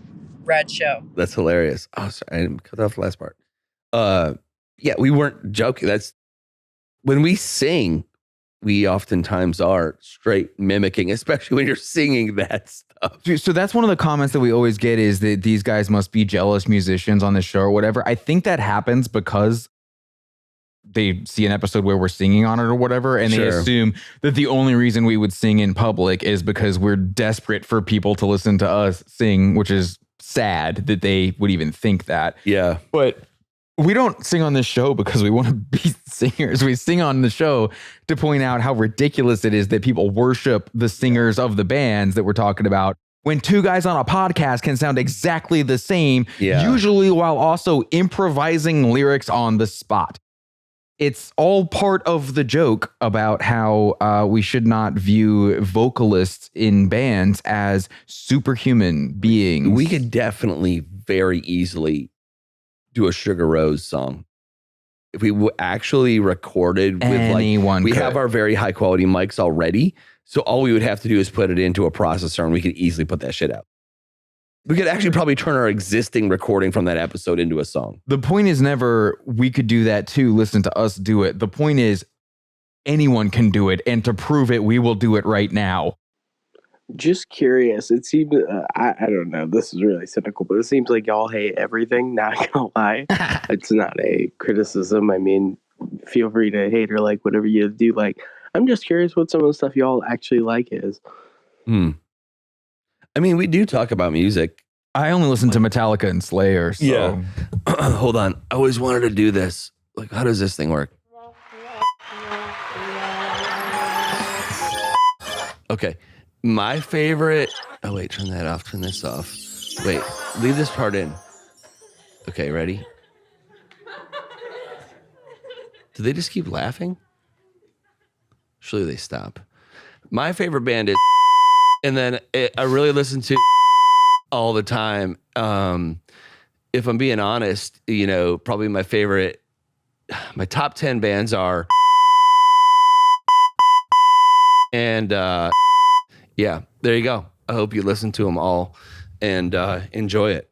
One of my favorite things is when someone. It usually happens on Reddit when people are having a back and forth conversation about the show. Mm-hmm. The argument will become which episodes we actually don't like the band, and which episodes we do actually like the band. And people are so certain that they can tell when it's one way or the other, and it's always wrong. I promise you can't. It's always wrong. You cannot tell because I am 100% able to separate my taste. Also, I don't know. If there's nothing else for me personally that I wish people would take away from this podcast is you don't need anybody's permission to like whatever the fuck you like. You don't need anyone's permission to like it. If you love Creed, then fuck yeah, listen to Creed. You don't owe anyone an explanation. If someone says, oh, you're an idiot for liking it, who gives a shit? That's the ultimate thing. And so like, yeah, if you want to know the bands that I personally listen to, just know that some of them have been covered in this podcast. A good chunk of them, actually. There are a lot of episodes that wouldn't exist if we didn't actually like the band. Yeah. Here's a little secret. It's easier to do the episodes on the bands you like because you know all of their music already. Yo, you guys should do Sir Mix-a-Lot on the next episode. That would be that'd be really cool. Thank you. Bye. Yo, is that kid okay? I don't know. Did he survive that? So we should do what? Sir Mix-a-Lot? No, I'm not doing Sir. What a bizarre episode. Off the top of my head, I know 3 Sir Mix-a-Lot songs. Baby Got Back, My Hoopty, and Put 'Em on the Glass. I would be willing to bet nearly nobody remembers any other song besides Baby Got Back. Yeah. And they don't know that that's even the title of it. Perhaps we might do a One Hit Wonders episode someday. I mean, maybe we would And it would mention come up. him in another episode, but doing a whole episode on Sir Mix-a-Lot would be weird. Also, a song called Put 'Em on the Glass. Are you kidding me? Like, I don't know. Like, it's kind of hard to shit talk that. I want to know what this kid's life is like. Like, first of all, why was he coffee like that? Second of all, why does he think that Sir Mix-a-Lot is a big enough deal to warrant an episode on He didn't the sound show? old enough to even know who Sir Mix-a-Lot was. And what that wasn't like a Sir Mix-a-Lot song in the background. It's like a video game. Yeah, or it sounded like something. he was playing like He sounded like he was ripping hits out of like an aluminum can pipe that you make. Yes. In my homemade Pepsi can bong. Oh man. Hey, dude, I want to lick Fred Durst's feet. That's it? Yeah. All right, that guy's not okay. If you recognize that man's voice, you need to check on him. I wish we had a direct line to Fred Durst because I would love to send him that note and maybe he'd hit you up. I would not want to be responsible for linking those two up. It could be a love connection. You know that Parentheses album by Sugar Rose? Some people call it Parentheses, some people call it the Bracket album. I like to call it Vagina. That's it, dude. That's the whole message. So this guy is possibly I believe this person to be a secret Sugar Rose fan, was or is currently a Sugar Rose fan. And I'll tell you why. I did not know that it was possibly named different things. That's someone who hangs out with Sugar Rose fans, or he's a fan himself. Just trying to be edgy by calling it the vagina. It would sound like another person auditioning for our job. Yeah. We're not using your joke. Anyone who's ever heard this show and thought, I could do that, or like me and my friends could do that, I would encourage you to give it a shot. Just see if you can do that. I tell everyone that. That person cannot. It's so easy to sit around and talk shit about bands. Okay, then do it. All right, now that you guys have done Alice in Chains, Nirvana, and Pearl Jam, when are you gonna finish off the big 4 of grunge and do a Soundgarden up? And by the way, the only one I agree with is Pearl Jam. They fucking suck. They're terrible. I like those other 3. Peace. So he likes Nirvana and Alice in Chains and Soundgarden. Soundgarden, but not Pearl Jam. All right, dude. If you want to have your terrible taste in music broken down to that granular of a level, all those bands are terrible. I think by the time this episode comes out, the Soundgarden episode will have been released. So consider me personally shitting on your taste in grunge music only, apparently. Yeah. A preview of that, or a postscript if you've already listened to the episode, I guess. I'd like to say that we recorded that before this recommendation. I'm surprised at how many of these messages are about 90s bands. Multiple ones on Sigur Rós, but also Tool and grunge seems to be a recurring theme. It's usually the bands from the 1970s that, oh, you know what it is? I bet the 90s music people are the ones who keep listening to the show. The 70s bands get the big reaction, but it's from people who just are actually mad and they don't keep listening. I think it was this one. Sure. We can lose it. It's fine. That one. Yeah. I have another battery. Hey, so I want to know, if you guys were going to create the worst supergroup in the world, who would you put in it? If you had a vocalist, 2 guitarists, a bassist, and a drummer. The worst supergroup in the world. There's a lot of angles you could attack that from. Members of Tool, Rush. What if you added Sugar Rose in there? Overplayed music, but sad at the same time. I would want to make the members hate each other. Definitely Nick Cave and a member of the Red Hot Chili Peppers in the same band. Okay. Because Nick Cave famously hates Red Hot Chili Peppers. Oh, God. Nick Cave and the Red Hot Chili Peppers in the same band. Phil Collins is a drummer. Oh, shit. One of the Gallagher brothers on guitar. Noel Gallagher on guitar. This is making me nauseous. Nick Cave as the singer of the band. Definitely singing. Because Nick Cave singing is going to drive everyone else fucking crazy because they're all better singers than him. Sure. Phil Collins on drum, Noel Gallagher rhythm guitar, Nick Cave singing bass. Ugh, Flea? I can't even think of a bass player's Flea? name. Flea? You know, like from Red Hot Chili Peppers, Flea? Well, I was thinking like John Paul Jones, but he might fuck around and like accidentally take over and make the music good despite everything else that's happening. He might actually make it all right. Paul McCartney, bass player. That's great. I think you should have 2 bass players. Paul McCartney. Instead of a lead guitar player, Les Claypool. Yes, and Les Claypool. Only because Les Claypool can't control himself and he's going to be doing slop. Paul McCartney would get so fucking mad. Exactly. At Les Claypool. This band would last 3 minutes. It wouldn't even put out a song. They would literally kill each other in the studio because Les Claypool will be doing like slop at a bass man and Paul McCartney would be like, I'm going to actually kill you. Yeah, there you go. There you go. Perfect. Dude, I wish it would happen. Hey guys, been a big fan of the podcast for a while. You know, you've shit all over a lot of my favorite bands, and I thoroughly enjoyed it. A lot of really fair criticisms can be made about a lot of them. Red Hot Chili Peppers, for example, absolute advertisement for Anthony Kiedis' penis, as well as California. That's fucking hilarious stuff. Was excited for the Pearl Jam episode. Like that band, you know, a lot of low-hanging fruit. Easy for 2 guys who have never recorded anything meaningful in their lives to sit around and bash on them. And then 2 minutes into the episode, you said, it's great that Pearl Jam gave us Creed, but abhorrent that they gave us John Mayer. As musicians, can you really find more value in what Creed has output to the world than John Mayer? Because John Mayer's made a lot of kids want to pick up a guitar and he made it cool again. And Creed fucking sucks, dude. Where's your Creed episode? Make a goddamn Creed episode, for God's sake. You can shit all over the Pearl Jam. You can shit on great bands all day long. You fucking like Creed? What the fuck do you guys listen to in your spare time? Jesus fucking Christ. Creed.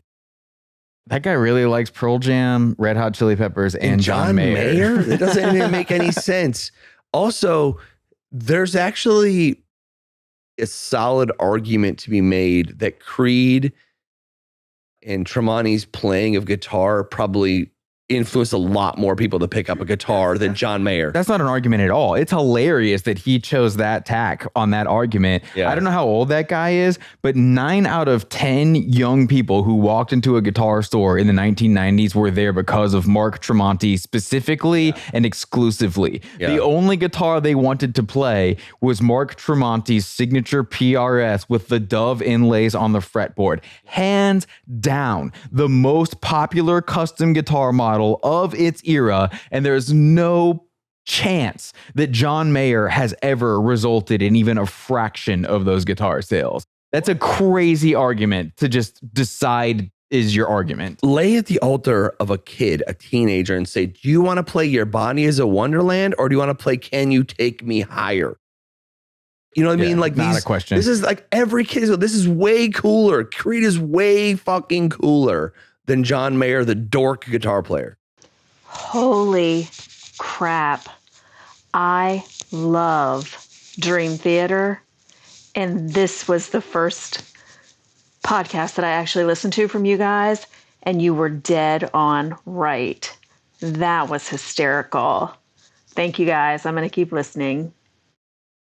Cool. All right. Dream Theater is the specific kind of band where we get the comments that are always, okay, I normally love this podcast and I was really excited for this episode, but then I was disappointed because I like Dream Theater and I feel like the guys just didn't do a good job with this one. Yeah. And I'm always like, are you sure we didn't do a good job? Are you sure you're just not certain that you won the argument that you're having in your head against the episode? Also, there's a female, I'm assuming female. Oh, girl likes Dream Theater. A female Dream Theater fan. I am in shock right now. That was the most unexpected message. Yeah, that's why I laughed when I she think said we it. have. That is by far the most unexpected message in the history of this podcast. If you told me we're going to have a female send in a voice memo about being a Dream Theater fan, I'd be like, no way. And dude. she has a sense of humor. And she has a sense of humor. You are a unicorn. I wish you nothing but love and peace. If you guys go to an Avenged Sevenfold concert, make sure to wear True Religion jeans and Affliction t-shirts. That's another one. I love it when they crack themselves up. Yes. Like they say something and then they're like laughing so hard at their own thing. Because it is funny. I would do that, but I would have to buy said things, and I don't want to spend money on that. Did we say we were going to go to an event? Yeah, we talked about it. Okay. Yeah. But that is a funny joke. I would absolutely try to blend into that concert. I'm not showing up just regular Tyler at the Event Sevenfold concert. I guess technically we could probably write it off that we were getting dressed for this occasion and buy True Religion jeans and an Affliction shirt and a bandana to fit in or something. It would have made for funny content. And maybe if they tour again, we will do that. Quick question about touring bands and Ticketmaster and everyone controlling the calendar. Oh, serious question. Do Ticketmaster, AXS, and the like also control when a band tours, like a mid-level band or even an upper-level band, who their opening act is going to be? Does a band get to decide that? Or is that decided by forces unknown? Thank you for a great episode. Thank you. You're welcome, Steven. I cut you off there. As a band, more than likely, you're going to have some ideas of who you want to tour with. At the end of the day, your management team and the people that are actually going to put money on the line, which is Live Nation / Ticketmaster, they're all going to have input, because the reason being is if they're going to pay you, say, $10,000 a night, they want to make sure that X number of tickets are sold every night. So therefore, if you want to take out this really cool random artist because you really like what they do, but they're worth 0 tickets, but they need to sell more tickets, there's going to be definitely pressure applied to your band to take out a certain artist that is worth more tickets. If you are big enough, you could take it out whoever you want to take out because you're going to sell the tickets yourself. Specifically playing Live Nation venues or Live Nation's buying the whole tour, I would say their influence goes up. If they're just playing generic clubs around the country, some Live Nation, some not, I would say their influence would go down. There's just a ton of variables. As Mark said, if someone is offering a significant level of tour support, they are hoping to get something out of it, So whatever entity that is, maybe they ask if they can put this band on support. And then there's a difference between tour support and local support. Sure. There's the band that goes with the headliner band everywhere. And then there's the local band that gets on the bill. How do they get that gig, et cetera, et cetera. There's also just the reality of how does the band find out about new music that's going on? Do they only find out about new bands because their manager shows them the new bands that the management agency is working with, or the booking agent shows them the new bands that they're working with, et cetera, et cetera. Some bands don't give a fuck. Old guys who've been in it forever, they find out who their opener is when you do. Like, they don't even give a fuck. If it's a big band and they care a lot, then they can totally make some shit happen for a young, unknown band. Yeah, I mean, if you're big enough, you dictate the rules, because at that level, Live Nation wants your business, and your management company is going to be like, yes, what do you want, King? You're making us billions of dollars. It's not like Live Nation is out here like forcing bands on to tours. No, That's not. And if Live Nation's buying the whole tour, I would assume that their influence goes up because they have money on the line and a lot of risks. And that would be part of the negotiation. Yes, though. but of course. When the headliner is taking whatever money they're getting, part of them taking the money is knowing Live Nation has a say or this many votes or whatever. Yeah. Genuinely dictating it, I doubt it. I've not heard of that. No. Okay, I just want to know, like, what bands you guys actually like, because you're kind of running out of options. You've made so many different podcast episodes. I'd literally just give me some band recommendations, because all of my favorite bands you said sucked. And I'm very disappointed. Well, Isabel, it sounds like you are disappointed with the mainstream music journalism industry, because that's kind of the whole point of the show. I don't know. I doubt that person doesn't sound like they actually have listened to the show if they're asking for recommendations of what to listen to. Maybe she's only listened to a handful of episodes. Seems like maybe a message that came in a long time ago from someone who was just browsing episode titles or something. So I don't know that they're going to hear this. But I would imagine that same question is at the root of a lot of responses the podcast gets, is like, oh, how can you guys shit on every band that I've ever heard of? You literally hate all music. What's wild to me about that even idea is like we have over 100 episodes. We might have to do some battery swapping. We have over 100 episodes. There's like tens of thousands of bands. That's the thing. Jesus, like we've barely scratched the surface of all the bands. For people who are just sitting there like consuming the Rolling Stone magazine narrative of music history, we've covered a lot of what they know about music wise, and a lot of them consider themselves to be like real big music fans, even though they're just listening to bands who have t-shirts for sale in Target and Walmart and the mall and whatever. They like the music that they do know about, and so they think they're a big music person. And then when someone comes along to shit on all that because it's not even close to the whole story, it kind of fucks up everything they think they know. I understand the sentiment, but also if your response to finding out there's more music than you know about isn't to go look into that music and listen to it and learn more about music and find out what you actually like that you don't already know about, I would suggest that you probably don't give as much of a shit about music as you seem to think. If your only response is, well, I don't have time to go listen to all that music, and who are you to say that I like bad music because I only like what I know about, I think you just don't get to make the music that you like that big of aspect of your personality if you're not prepared to spend the time to go find out what all is out there. And the reason why I don't think that Isabel has listened to the show much, or at least didn't when she left that message, is we recommend bands to check out in almost every single episode of the show. So 2 recommendations for Isabel. A, you can listen to, first and foremost, you can listen to whatever the fuck you want to listen to, regardless of what we say. But B, in that, you just have to acknowledge your favorite band sucks. I mean, we say it every single episode. You're incorrect. Okay. You're incorrect. Just in general, or was there a specific thing they wanted us to say? You're incorrect. Okay. What's up, Mark and Tyler? Big fan of the podcast. Fuck, I don't even know how many of these I've done at this point, but keep it simple.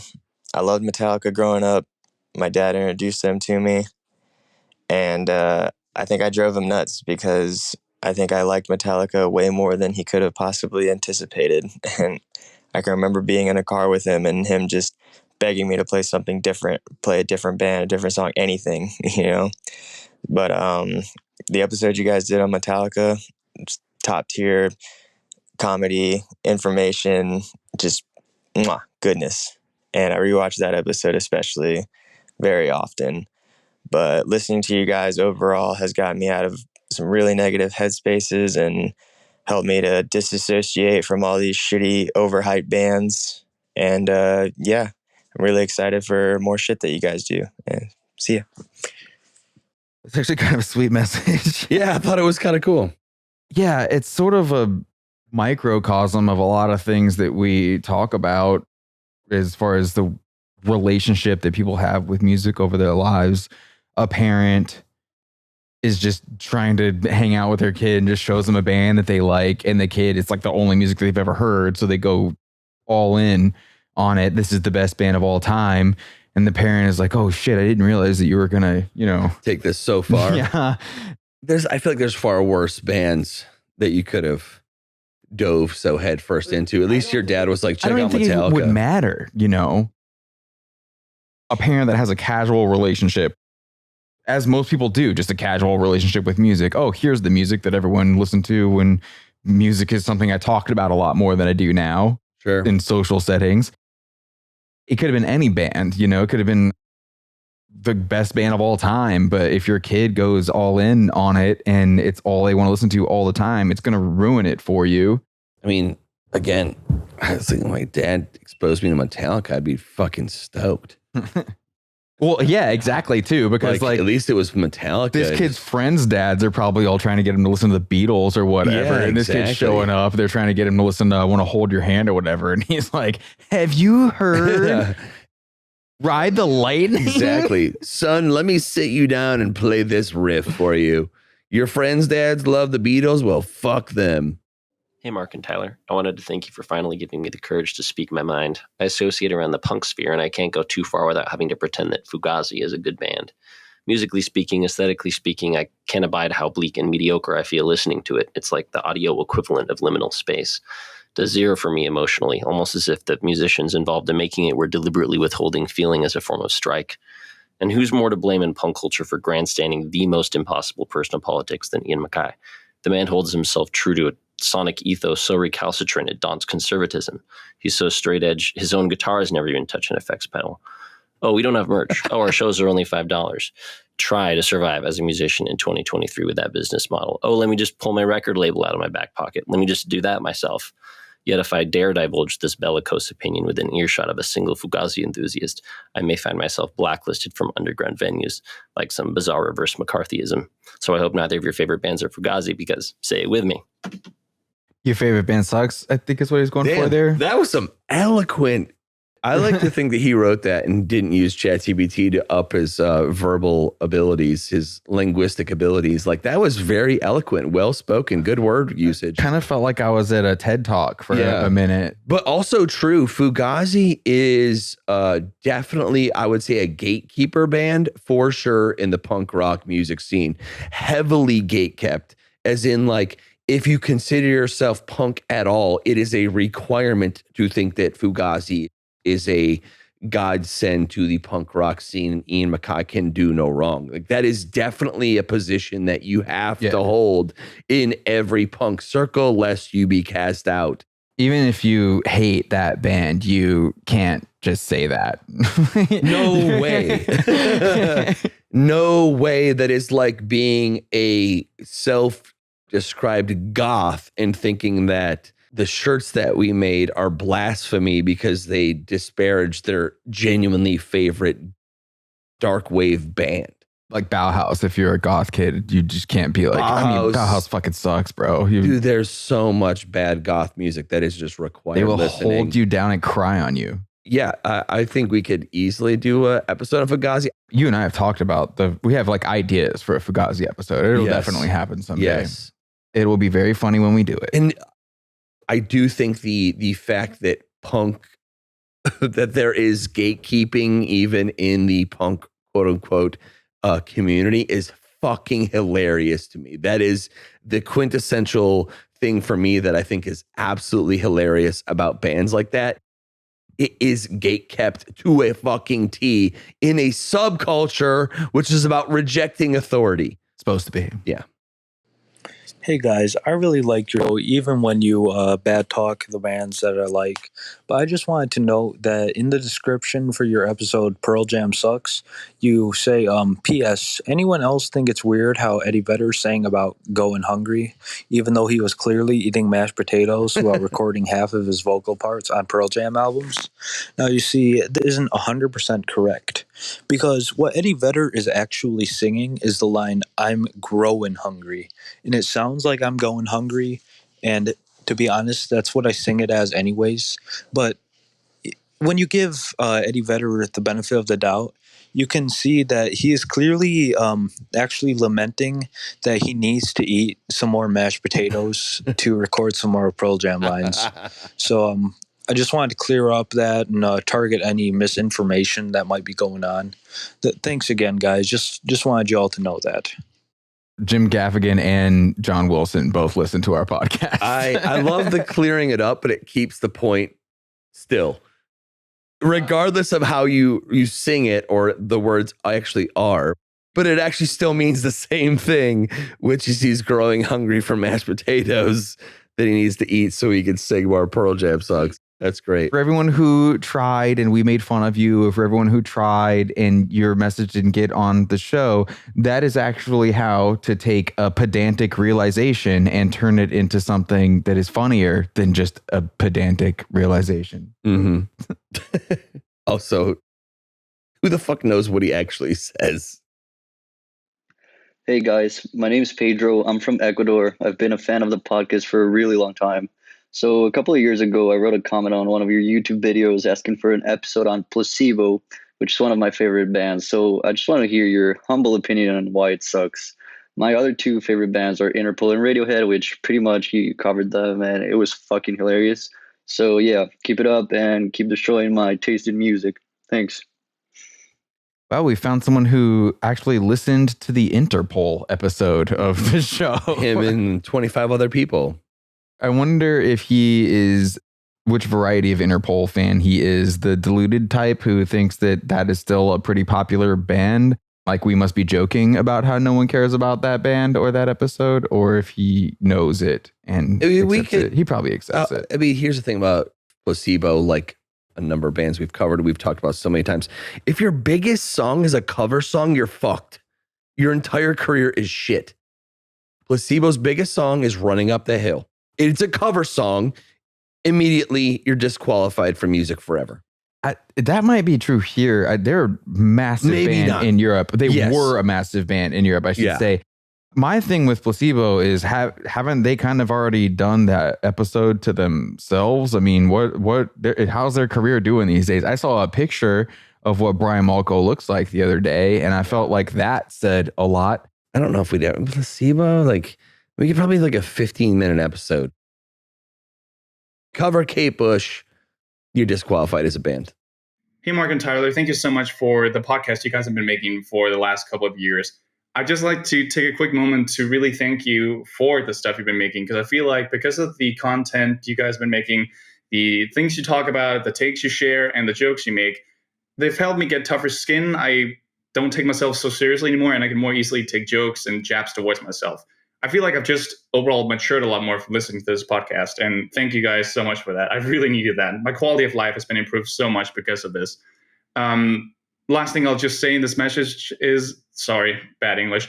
So the last thing I'll say in this message is that ever since you guys made the Christmas music episodes, I shared a lot of them with my family members, and we actually stopped celebrating Christmas because of it, because we realized it's bullshit and we don't want to do it anymore because it's more just like a force of habit. Like we have to keep it going, but we don't do it anymore. So thank you so much for that.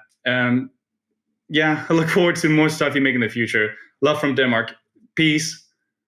All right. Well, we're definitely having that be the closer. We're going to put that at the end of all of the messages. What a amazing message to get from someone. People who listen to the show understand that it's really not just an exercise in negativity. Total opposite of that, in fact. But it's kind of insane to hear someone just say all of those things really like that. I don't think I've ever heard someone say it that directly, but I've read messages like that. But. Sure. Yeah.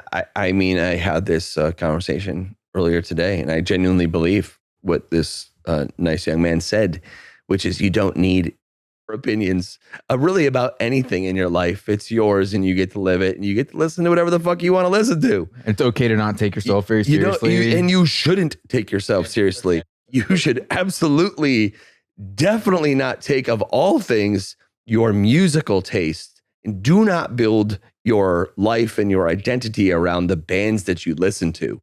That is not a good idea. As you could hear in some of the messages, some people have built their identities around the bands that they love and identify with. So when we shit on them, they take it as if we are shitting on them individually. That is not good, not healthy. You shouldn't live that way.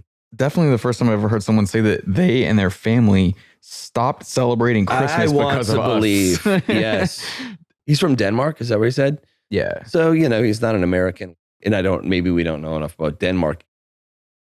We also live in the South in the United States of America, where Christmas is heavily ingrained, I would say, in the culture of Southern living.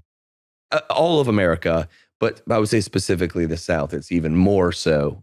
But yeah, I mean, what an amazing message to get. That's great to hear that we played a part in that person finding a route from a more negative headspace to a more comfortable and pleasant and fun headspace, because that is actually why we started this show. Yeah, that's awesome.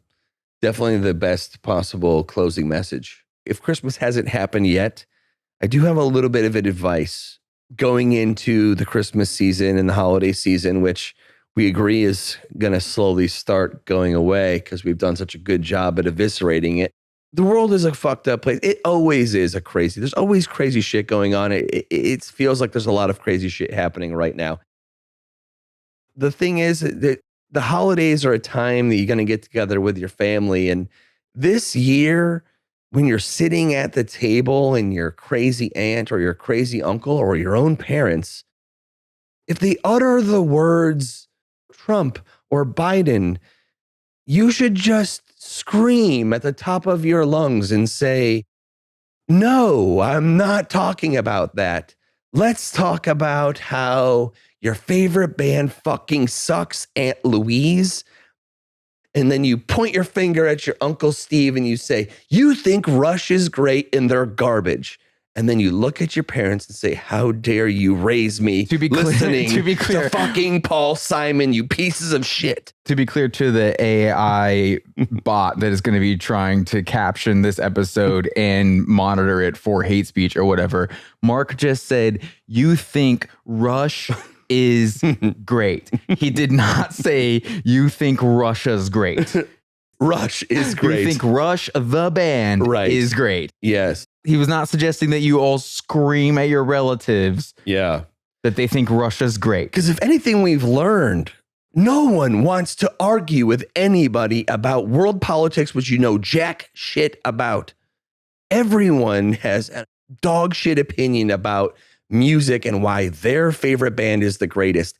Argue about that. It is so much more enjoyable than arguing about something that you don't know anything about. And the stakes are lower. And the stakes are way lower.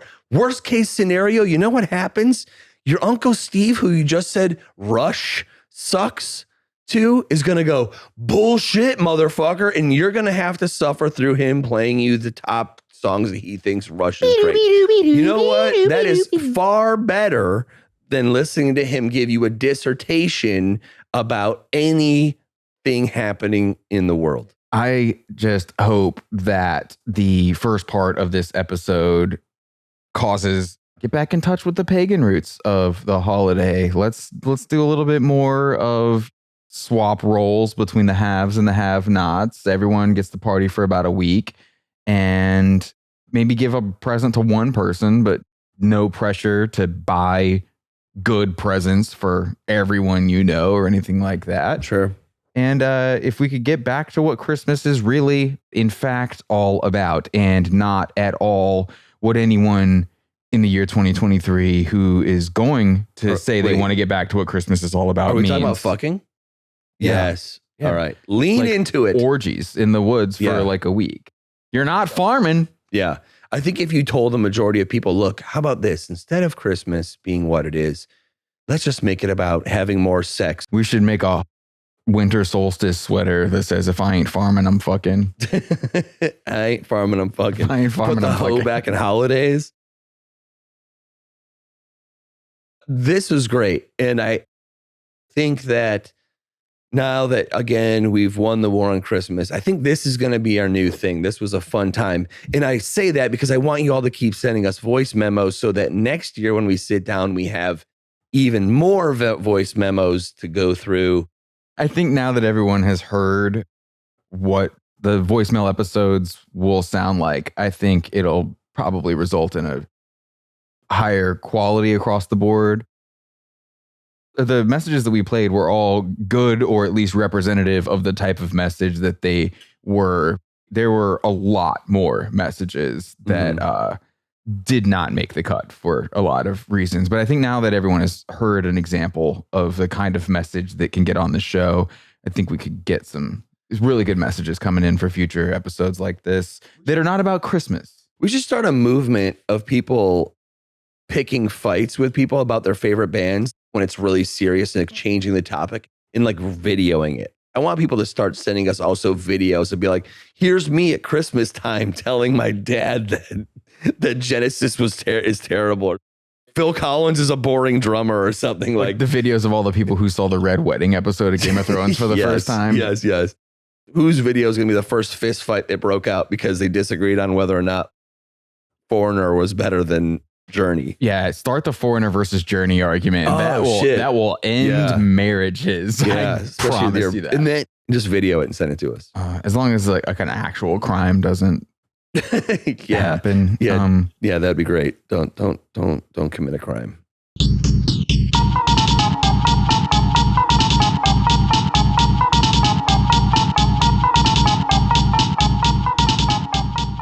You are welcome for listening to your favorite band sucks. That is a wrap on 2023. What's in store for 2024? Well, I think if there's one thing we've learned today, it's that you cannot fix the whole world, but you can do some stuff to make your own little corner of it a little bit more rad. So that's what we're going to do. Happy winter solstice. Peace.